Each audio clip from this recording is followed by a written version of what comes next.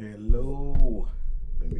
Let me get this thing right here so that way everybody can hear me. And hello, 50. How are you? I am doing fantastico. Fantastico. And what about you? Virgil, how are you? I am doing wonderful. I hope you guys are having a wonderful day. I know y'all probably listening to me talk in that little back up there. I'm gonna fix it in just a minute. Fantastico, fantastico. And what about you?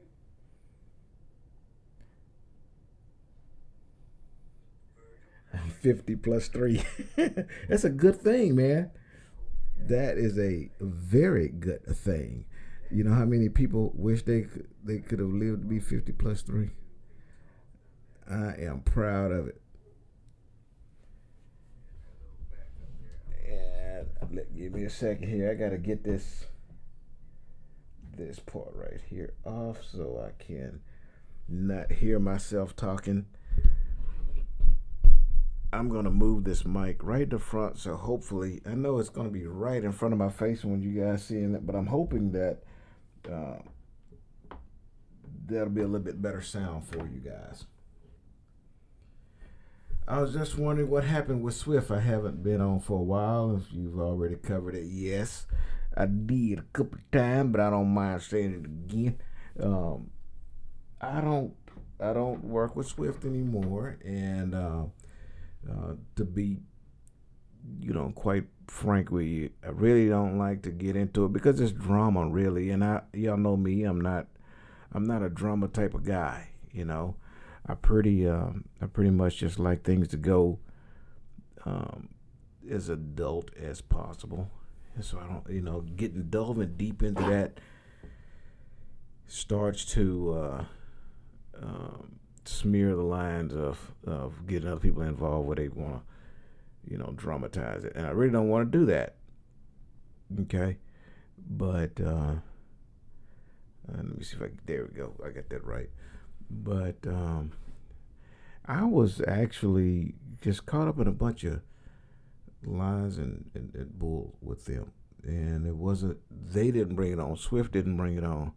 Swift was supposedly investigating some allegations. And after they found out those allegations were straight up bullshit, by that time I was already twisted and done with that stuff, okay? And we're not gonna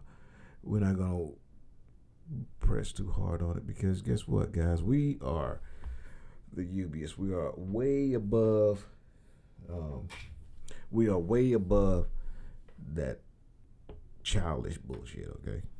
We're about making that money. We're about getting up, moving forward. But I decided to take off for the rest of the year because I had a vacation planned already, bought and paid for.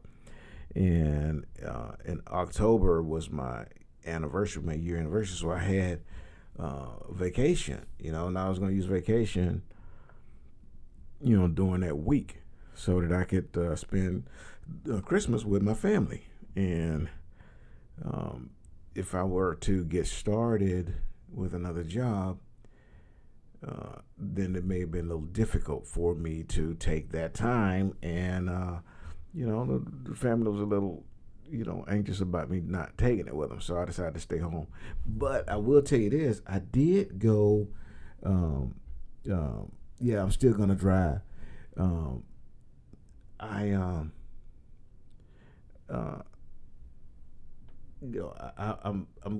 did try to go back a little sooner because I found a company that was gonna let me come on, and they was willing to let me take that week off, even though I came on real short, And so I went up there, and they said my blood pressure was too high, and I was like, wait a minute.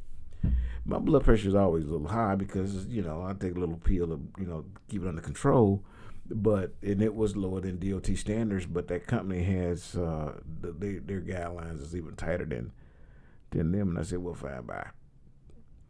I kind of hated it, but I drove back to the house, and that was all right. There's no problem.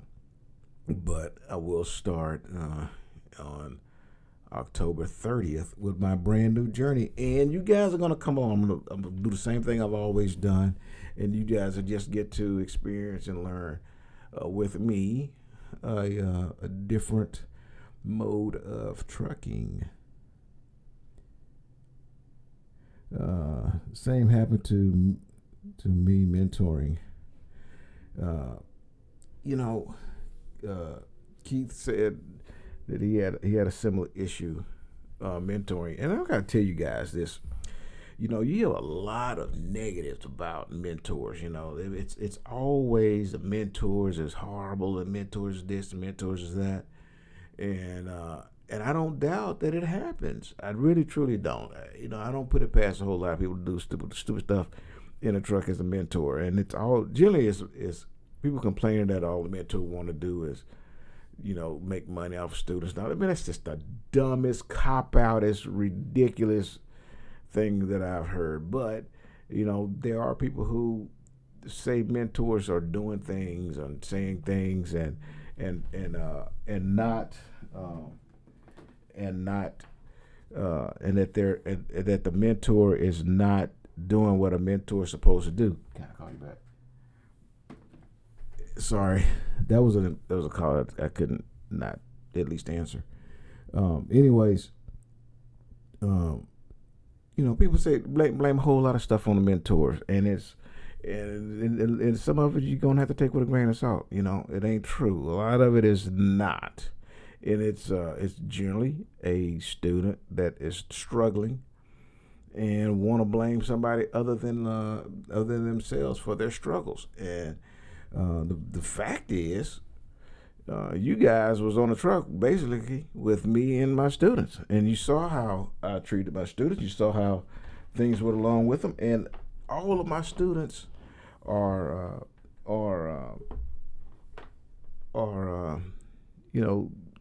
top of quality drivers right now, and they're all doing just fine. So I don't doubt that Keith had a problem when he was a mentor, because it's very rampant. Believe me, it's a lot of problems when the people saying that mentors are this, mentors that, and it's almost it's almost like, and I won't say it's just like, because how could it be just like, but it's almost like these women who go to the boss and say, go to the popo and say, hey, look, this is happening to me in my place of business or place of work. I'm being sexually harassed or whatever, and everybody in the job know it's not true, but there's 2 or 3 that are getting sexually harassed, and when they bring it up and they have legitimate arguments, it's downplayed, and it's downplayed because some other people done went up there and lied just because they wanted to get ahead or didn't want to get fired or wanted to get free money or whatever their agenda was, and it ended up hurting the cause, and the same outcome happens with mentors. People don't want a mentor. They don't want to be a mentor because they don't want to get caught up like that. Some people don't have resources the way I do and able to sustain themselves in the interim, and so they just don't take that risk. The problem with that is just like the problem with a job opportunity coming available for a woman, and the guy who looks at that woman and say she's got all the qualities, she's got everything that I need in an employee, except I don't want to run the risk of her saying something, crazy, and I'm in a position, and then they don't hire the woman because of that, and that's great. But it almost seems like that's where we're going with industry. And so mentors or guys who could be mentors just say, no, I don't want to do it. And they won't mentor. And guess what happens then? You guys who are brand new in the industry, who needs to come out of trucking school, you got your brand new CDL, and you need that mentor to get your journey started. And guess what? You waiting 3 or 4 weeks for a mentor because there's not enough mentors out there. Why come there's not enough mentors out there? Because not enough people want to put themselves in that position to be, run over the coals, lied on, or so on and so forth. It's just the if I wasn't telling you the truth right now, then why is it that there is a shortage of mentors when you make a bunch of money as a mentor? You truly do. Whatever you make it, whatever you believe that you're gonna make as a solo driver, add a third of that, at minimum, add a third of that to your bottom line.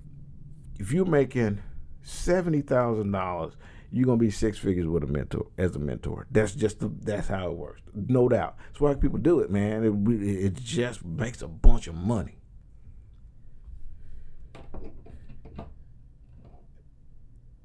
Let me see here.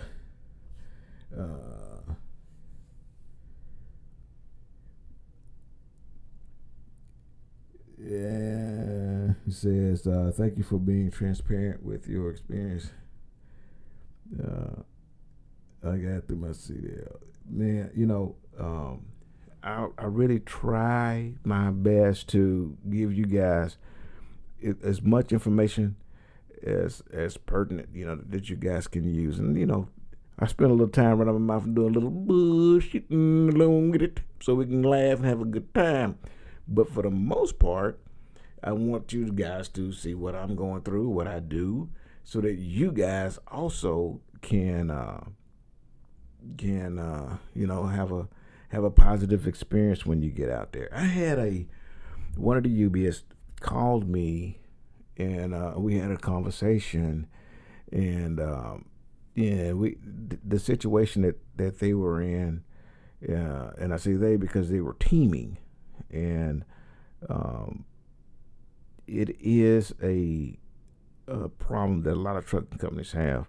And he called me and says, man, what do you think we should do about this? So I'm going to speak in general about it, because when you guys get out there, then you may have, similar issues, and they're going, what the hell am I going to do about this? So you take a load, and at the end of the load, you drop it off at a customer. It is a drop and hook, and that particular customer does not have a empty trailer for you. Another scenario would be it's a T-call load at the terminal, and you go T-call that load, and there's no empty trailers at that terminal. What's going to happen is they're going to send you basically on a trailer hunt, man. And that isn't always necessary, okay? I say that because wherever they say, I want you to go 50 miles of the road to this customer. At that customer, there's going to be an empty trailer there, so you go pick that empty trailer up. So you drive 50 miles to that company and find out that there is no empty trailers there. So why on earth did they send you over there talking about there's an empty trailer there and that's not? Well, that's only a part of the problem. The other problem is you drove over there. You performed work. If you're going to drive over there and hunt empty trailers, you perform and work. Therefore, you need to get paid for that. You cannot drive that truck without burning time off of your 14. It is performing work. And I don't give a damn what the employee tell you. You get to do all this extra shit and don't get paid for it. Bull. That's not true. You do get paid for it. And what you need to do is tell your driver leader or whoever it is that you are performing work. And if they're going to send you over there to get that trailer, they need to send it under a DH, which is deadhead, and then it's going to be a deadhead trip to that place to pick that up, okay? And then ask them to ping the trailer. ping the trailer, and then you know what trailer number it is also. Put that in the deadhead so you'll know what you're going after. So when you get over there, you go to the guard shack or wherever they're gonna tell you, well, what you here for? You say, I'm here to pick up trailer number, blah, blah, blah, blah, blah, because it's in the DH now. And the deadhead is a trip, so you're going to get paid. You're going to get paid for that. You go get hunting that trailer down. And then you tell them, don't tell them that you're coming there to pick up an empty trailer. You tell them you're here to pick up trailer number, blah, blah, blah, blah, blah, blah, done. And then they're going to say, well, we'll have a trailer here. Yes, you do have that trailer here. You have a trailer here. I know you got a trailer here because of the company just pinged that trailer on your parking lot. When we call them back to tell you exactly where it is on your parking lot, you ain't got to go through that far, but you can tell them, they ping the trailer. It's here. I need to come get the trailer. So they let you on back there. You go pick up the trailer. But it is a trip when you get a DH on there, okay? It's a deadhead trip. And deadhead miles pay the same as loaded miles. There's no difference. Some companies pay different loaded and deadhead. So your situation will be held accordingly. But just always remember, unless you're going to Walmart for yourself and go get you some grocery or, whatever you're doing and you're using personal conveyance, that's one thing. But if you go trailer hunting, you are performing work. If you perform work, you got to get paid for those miles. It costs you money. It costs you DOT time. You can't go hunt that trailer and not start your 14. Bottom line. And the worst thing about it is they don't always send you one time. They may send you 3 or 4 different locations before you finally get a trailer. And in their case, they done run all over the place several times all day through a whole shift and still hadn't found an empty trailer. So all I can tell you guys, no matter where you go, if this type of thing happen, just remember, you may be a rookie, but you ain't stupid. And if you drive in that truck for company business, you are performing labor and you need to get paid. It's called deadhead miles. Go get your money. Let's see what else we got on here.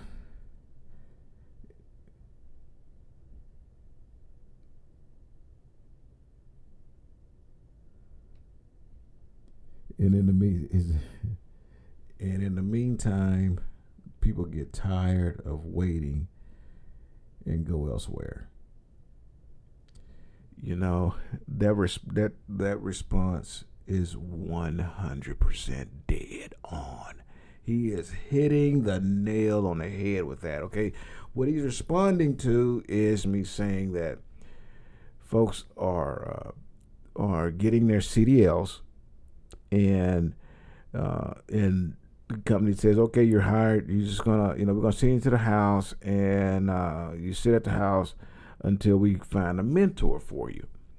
And so the student goes to the house, and for the first couple of days they're at home, they're feeling pretty good because they're at home and they're getting to relax a little bit. They haven't been home, for a little bit, and so they kind of enjoying a little bit of home time. But by that third day, the phone ain't ring yet.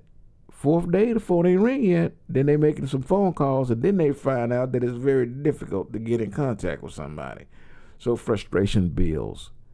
It really does. And by a week's past, now you are angry because it's literally been, better than a month of training with school, 3 weeks or so, no pay, okay?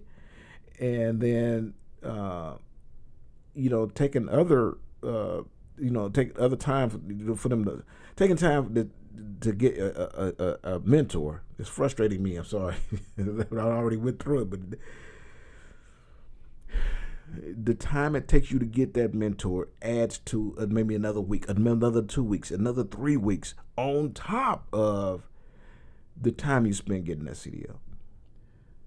People get tired of waiting, man. They get tired of waiting. They cannot afford to keep out there with no money, no income. So they move on. They quit. And that's what he's referring to.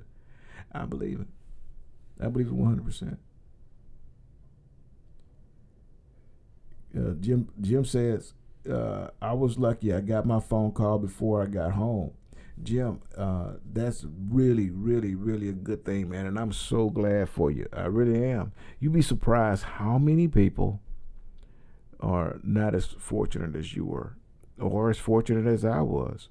I had request on mine though, and it was that I needed a mentor that did not smoke, and I wanted a male mentor. So I was paired up pretty good, and I was paired up pretty quick. So what I did, I got out of school at the time that I went through. The orientation was separate from the school, so you would go through the school, and after you passed your test and they gave you your paperwork, you could take it home and then go to the DMV and then turn your permit into a license. And then they gave you you pick a date within the next week or so that you come back and do your orientation for 3 days, and then after your orientation, you jump on the mentor's truck. So they kind of have you at that time, and it kind of had you, paired up before you before you showed up to orientation. So by the time you got through with orientation, they pretty much knew who your mentor was going to be, and so it worked out for me when after I'd done with the orientation. I didn't even go back to the house. My mentor was pulling up, and I jumped on the truck, and it was a lot of fun after that. But most people, bro, that don't get as good as I got it.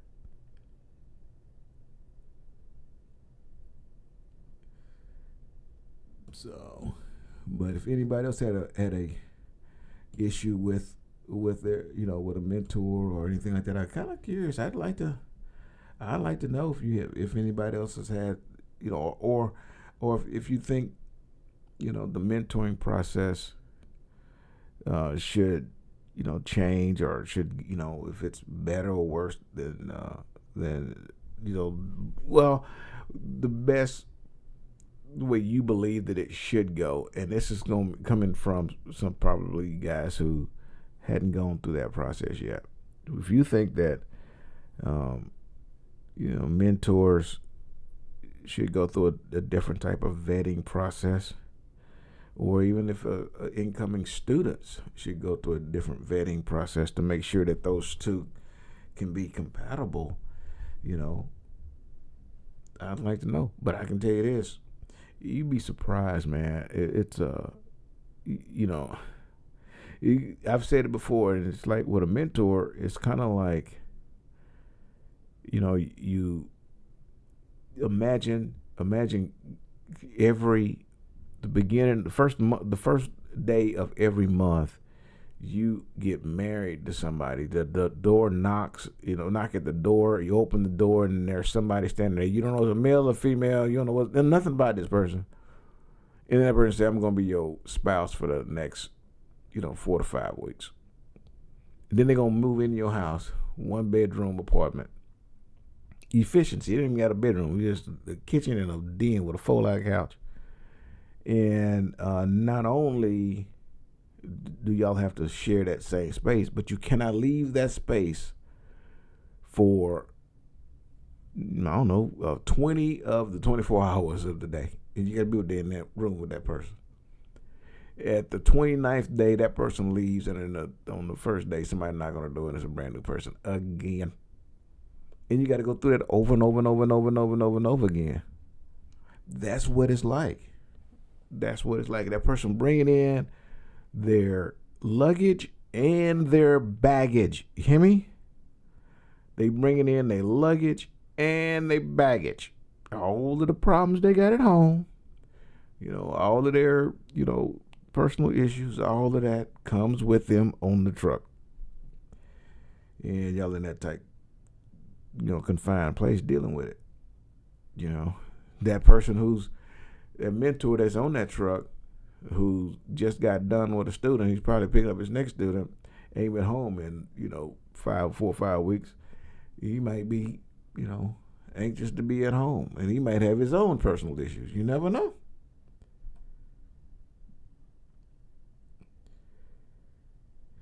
trying to get everything together, trying to go to private school. I'm pretty sure you're talking about private CDL school. And acquiring your CDL before you go to a carrier to start your journey, make sure first that you, and I've kind of talked about this before because it's extremely important, and it's extremely important because just because you have a CDL doesn't mean that you are hireable. Okay, and when I say hireable, I mean, do you have sleep apnea to the point where it's you need to do a sleep study? Are you diabetic? You got under control with insulin. You got several things that companies will scratch you for because for insurance purposes, or they're not equipped to have somebody with your situation come aboard. But whenever you go through the vetting process at a carrier before you go to the carrier's school, they're not even gonna let you go through the school if you're not hireable for them. You follow me? So the benefit to going through a carrier to get your CDL is 9 times out of 10, if they ain't sending you home, then you are hireable for them, and you basically can go through the CDL school and get a job. You're gonna spend about $6,000, and they're gonna pay for it. Then they're going to most carriers with a school, they're going to have some sort of program that pays you back while you're employed, and that'll at least get you like a year's tender. Okay, so when I went through Swift school, it was $3,000. It's $6,000 now, but it was $3,000 at the time, and it was 12 months to pay that loan back, and over that 12 months, they periodically paid you back a sign-on bonus. And by the time you were done in a year,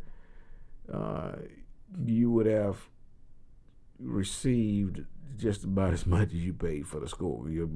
Basically, your sign-on bonus, at least the first half of it. My sign-on bonus, I think it was $6,000. And in the first year, you get 3 of them. In the second year, you get 3. Something like that. I can't remember exactly what it was. But I can tell you this, at the end, in October, at the end of October, when I left Swift, I paid them $300. And if I look back at my check stub, the statements on tuition reimbursement, it was almost $2,700. So it was basically a reimbursement of damn near the same amount of money as I paid for the school. So you can go to private school and, pay whatever you're going to pay. Maybe you got a grant or a GI Bill or whatever. I don't know. But I can tell you the only amount that I did not get reimbursed from tuition going through Swift, and I did a video where it showed my check, so it's on there. I'm not bullshitting you. Was that last $370 or something like that I sent them. So basically, I paid $370 for my CDL. And, and I was employed when I got out of there.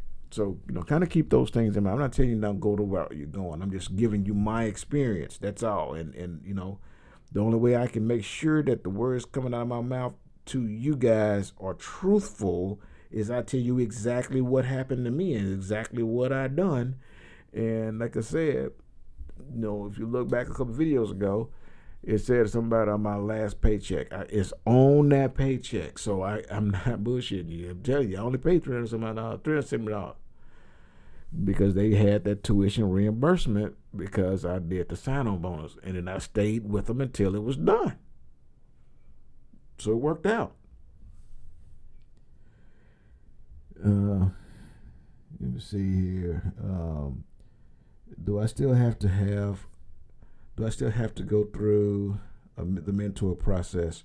The only time The only time you don't have to go through a mentoring process is if you come aboard as an experienced driver, and then you have enough driving history that they can verify. And this is just any company, because guess what? Dude, when I start with this company in on the 30th, when I start, I don't have to go with a mentor because I have experience. Okay, but I have a year experience, so I don't have to go through the mentor. And this is a different style of driving. When I still have to go through with a mentor, I just go through the orientation. Orientation is a little longer than I would, I would think it would be. Well, I take that back. Orientation is longer than I thought it would be, but I do understand why it's so long.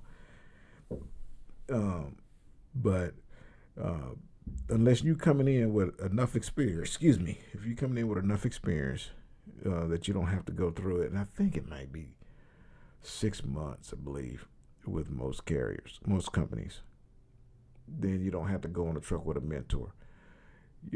They may deem that you need to go with a mentor. Do y'all remember Jasani, the guy you got to talk like this, man? That guy, he had the dreads, man.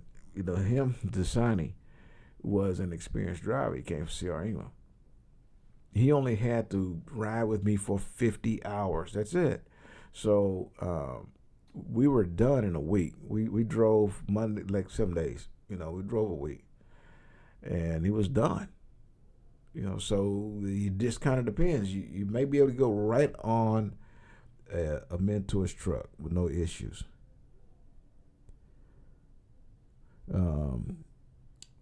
The school I'm in, looking at, is $3,500, and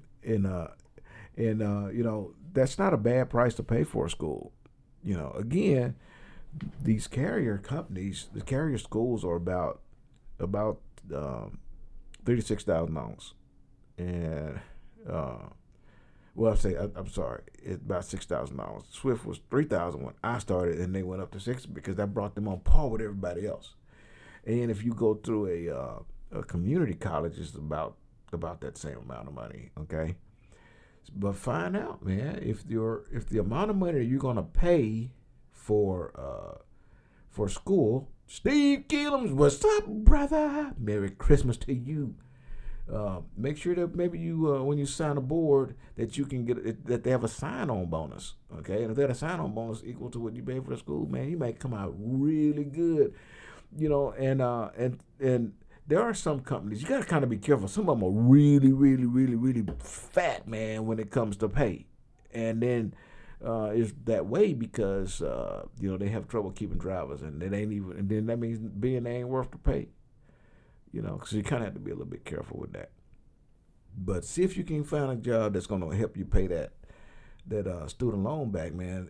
They are paying it back, through some free money. They give you a sign-on bonus or something. Israel says, I'm at 12 months with Swift. All right, January makes a year. Hey, man, I didn't have a problem with them. The year with them is really good, and if you really enjoying yourself, stay there and keep on enjoying yourself, and if you got some issues or you want to look around, you can always search around, take a look around, see what's out there. But I was pleasantly surprised when I started looking out there. But I tell you, if I hadn't gone through the crap I went through, I wouldn't have left them. I wouldn't have even looked on the outside.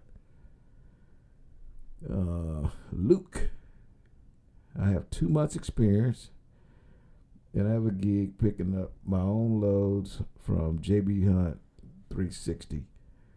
That's good, man. I don't know much about JB Hunt 360. I really don't. If you got some insight, man, let us know about that, because I know they exist because I've seen them, but I never really looked into them. Is it smart to leave after I get my vacation pay? Make sure you get your vacation pay. I'm still looking for mine. Maybe I'd be like a basset hound at the front door scratching, looking at the mailman, and I'd be doing it forever. because they probably never come. But anyway, make sure you get it. How much vacation pay? Mine was supposed to have been $330, but I never got it. Because I'm thinking to start with another company doing my vacation. Get the vacation money in your pocket. Or everything else you want, make sure you got it in your pocket before you leave. And make sure that you resign in writing, and that they accept your resignation and all that good stuff before you just walk away from them, man. Then somebody should do some crazy. They're like tell people they fired you instead of saying that you resigned when you clearly resigned. So, just put it in writing, and then email after you turn it in. Email your driver leader, with the same information, saying, hey, on this day I'm going to resign, and that whatever reason, you don't have to be specific. You just need to say, you're leaving to, try something new, try something different, and appreciate working with them and all that kind of stuff, but do an email, okay? Because what's going to end up happening is you may need to someday prove that you was not fired, okay? So just be a little cautious right there, but definitely get your money first. Omar, do you know of any trucking companies that you do not have to team with a mentor while training? I do not, be quite honest with you. I don't. Are they out there? Man, I'm going to tell you something, bro. Think about that for a minute. Think about that. There's a company that's willing to take you on with zero experience, right out of CDL school, and put you behind the wheel of a truck with nobody showing you anything. Man, I don't want to drive next to that. Let them know what the company that is, 'cause I don't want to drive next to their trucks. Can you imagine that, man? I cannot imagine. I really can't. Being as successful as I have been, if it was not for Larry. I owe Larry, my mentor, I owe him a serious debt when it comes to being able to drive that truck. He taught me so much in a short period of time. It's just no way, And then I got off of his truck in December, and then right after Christmas, I went to Kansas, got that Volvo, that 2019 Volvo for my first truck solo driving.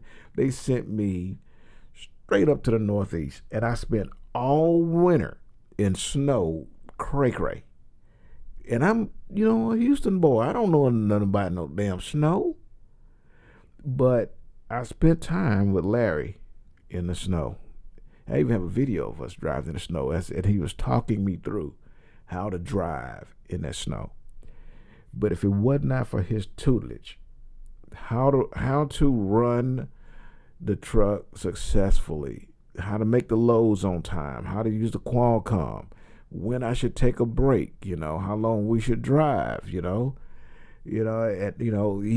there's little things like that you wouldn't know, like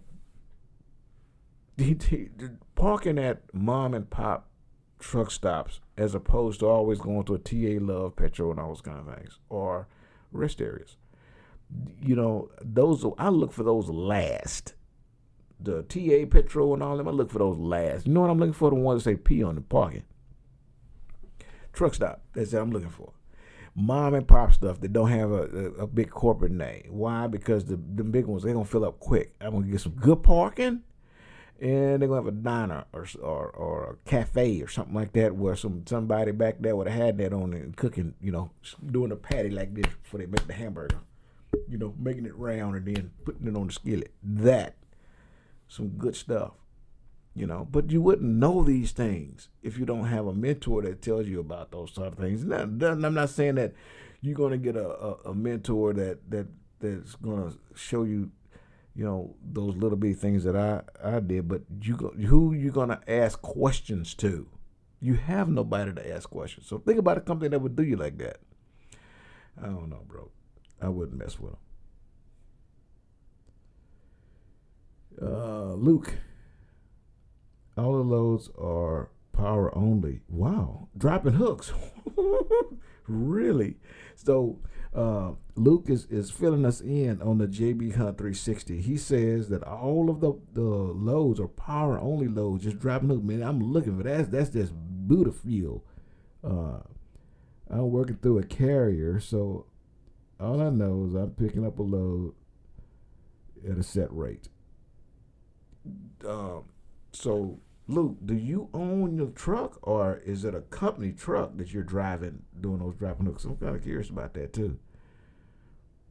What is Swift paying starting out? Man, you need to, it was 38 cents a mile when I was there. And you need to make sure, talk to a recruiter and make sure that is still 38 cents, okay? But I can tell you this, you're only going to be 38 cents for a short period of time. You're going to go up really quick, okay? And I'm going to tell you something else too. That's the minimum, because what happens is when you take a short run, I think it's less than 500 miles or something like that, 300 miles, whatever that amount is. And you got to forgive me because it slips my mind, because remember the last, 7 months, I was dedicated, So if you drive shorter distance, take shorter runs, they pay more per mile, okay? Now, Steve Killer said 38 cents per mile, depends on if you Northeast Mississippi and that. So yeah, it does. And so so we buy. And Steve, by the way, know what he's talking about, because he's one of the youths that drove with Swift Transportation as well. He's doing something different now, but he knows what he's talking about. So depends on the fleet, Michael. Okay.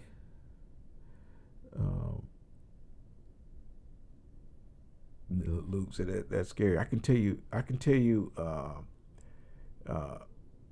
I want everybody to listen to what I'm telling you, man. Since I started this page, it was it's all been Swift,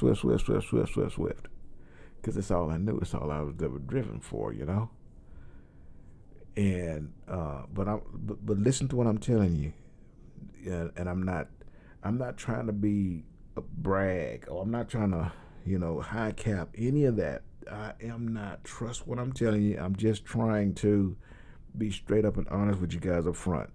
The amount of money I make at Swift in a year, I do that in 3 months with my other businesses. I do very well. I don't have to have Swift Transportation. I can go buy trucks, go do what I need to do.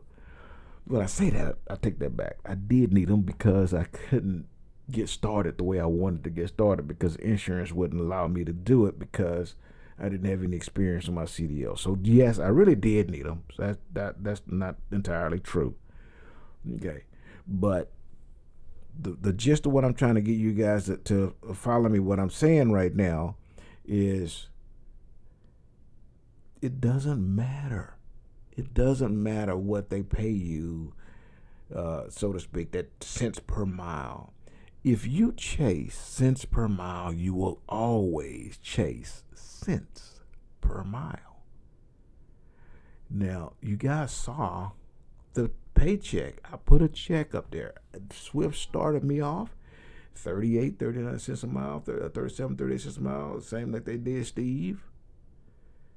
And you guys saw my paycheck. I put it in a video, and it was it's like $57,000 and some change, something like that.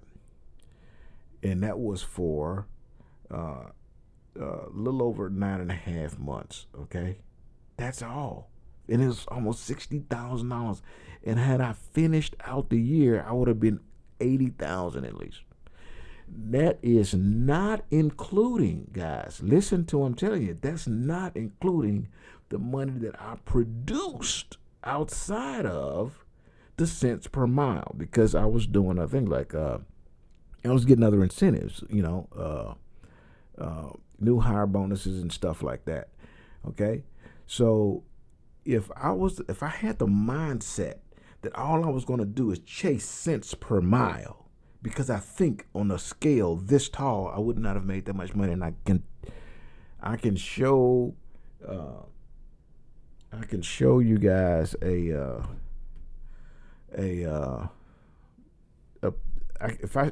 you look at that deal, it's got a little spot where I scratched off because I didn't want everybody to see how much money I really made. Okay, but I can tell you, if I worked all the way through the end of December with Swift Transportation, in my first year, I was up six figures, $100,000, and people say such horrible things about Swift Transportation, and these people think this big. They all talking about cents per mile, and I'm not lying to you because I put my paycheck on there. You guys saw it.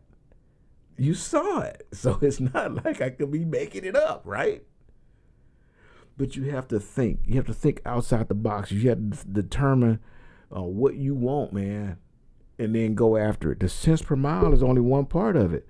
I also did not scratch out. I did not scratch out the mentor part of it so that you can take that part out yourself. And all the other bonuses in there you're gonna get. You're gonna get quarterly bonuses, and those quarterly bonuses add up. Believe it or not, they really do. So you can actually make really good money driving for Swift Transportation. I don't drive with them anymore, guys. I don't have anything to gain by telling you bullshit, and I've never bullshitted you. Everything that I've always said, I have video evidence to back it up. Everything. And I'm telling you, you can go back on it, and it says on there, the title of that video was My Last Paycheck or something. And if you don't want to watch the whole video, that's fine. Just stop for a minute, thumbs up the video, then scrub to the end so you can see the paycheck, and you'll see that I'm not lying to you. So don't worry about cents per mile, man. Go out there and make your money. Run, burn fuel. Be on time every time, and then and be safe. Don't wreck out, and you're gonna be surprised what those bonuses add up to. Just the safe mile bonuses and running hard is gonna add about 5 G's a year to your salary. Just that bonus. Okay, so yeah, you're gonna do all right. You're gonna do all right. I did.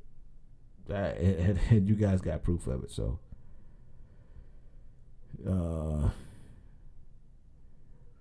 Mega out of Memphis, Tennessee. I like the Memphis terminal.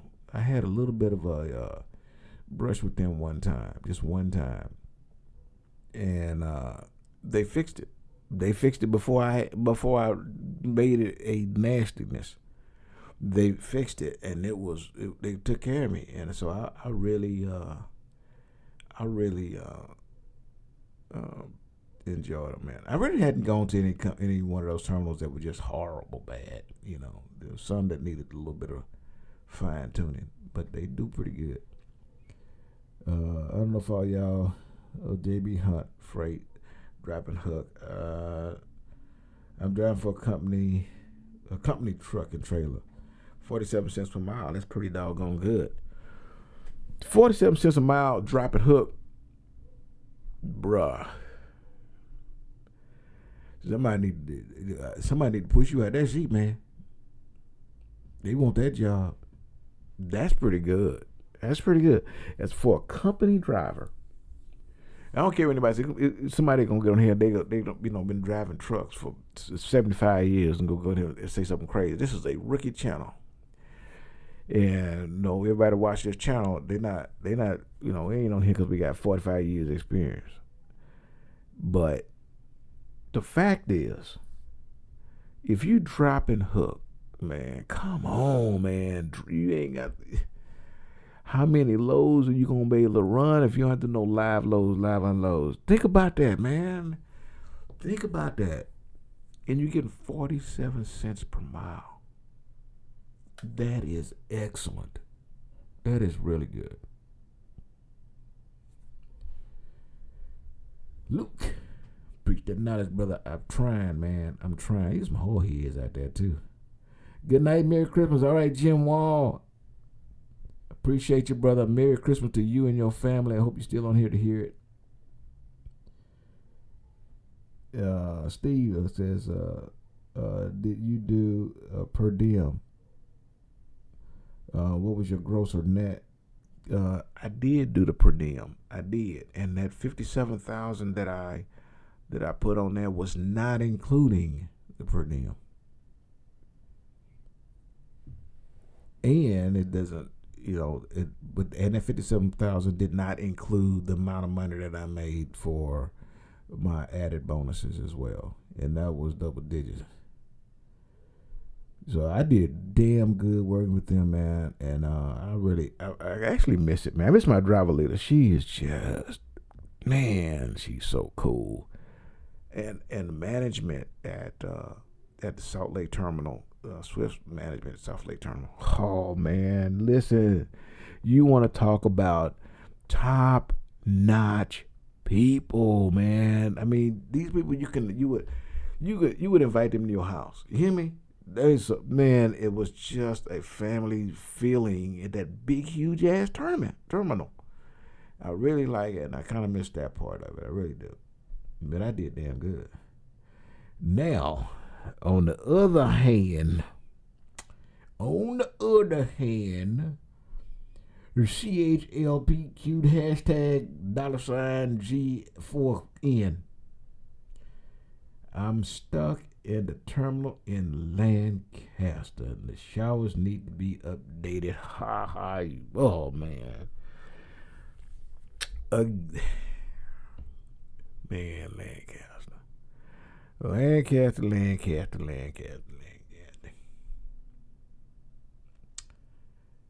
They'll get around to it. But you know what? Lancaster has a good. If you stuck there in the morning, hang around, and then the food truck show up. Go to that food truck. Go to. Make sure you get some of that green salsa from that woman that bottle Kim. That stuff right. That. I go to the Lancaster terminal. Don't even work there. You can walk all the way through there and go to that food truck and get some grub off that food truck. It is worth it. Trust me. That food truck is the best thing about the Lancaster terminal. For sure.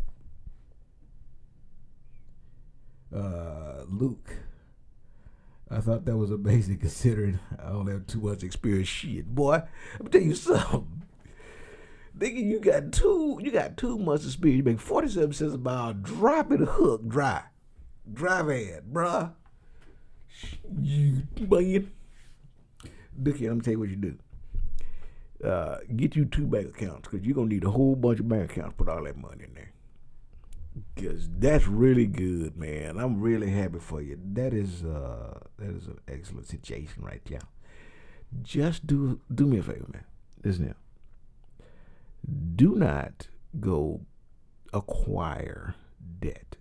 Okay? Don't worry about buying a new car. Don't worry about buying moving out of mama's house and getting no rent and all that kind of stuff, man. Live as conservative as you can while you are making the most money that you can, because you can save the most that you could possibly save. And you talking to somebody that's 50 plus years old, bro. I was young. I made a whole shitload of money when I was young, and I kind of fell into my situation of wealth not because of my own smarts, because no, didn't have that. It was because I was by the amount of money that I made outpaced my stupidity. That's about how that worked, until I finally ran into somebody who took me by the shoulders and started shaking me and say, hey, wake up. This is how business is supposed to be done. Then I became successful.